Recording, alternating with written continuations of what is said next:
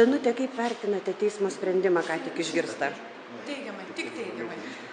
Ką jisai jums pasakė? Ką jūs supratot iš teismo sprendimo?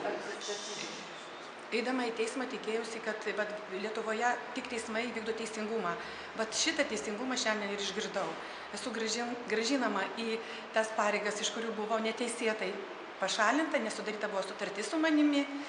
Ir netgi turiu teisę būti pasiūlytas darbas netgi tame padalinėje, kurio visiškai nėra, kuris yra visiškai panaikintas. Šiaulių kaimo bibliotekėlė yra visiškai panaikinta, o dabar man siūloma, sprendime yra tokia eilutė, kad galima bus pasiūlyti darbą dar kitoje bibliotekoje, atitinkamai. Nes, žinant, po visos restruktūrizacijos viešosios bibliotekos, etatai buvo kaimo bibliotekose labai išskaidyti, labai sumažinti, tai aš turėjau darbą vienu etatu, o negavau pasiūlymo 0,25 etato bibliotekininkės pareigų, dėl kurių ir teisiausi.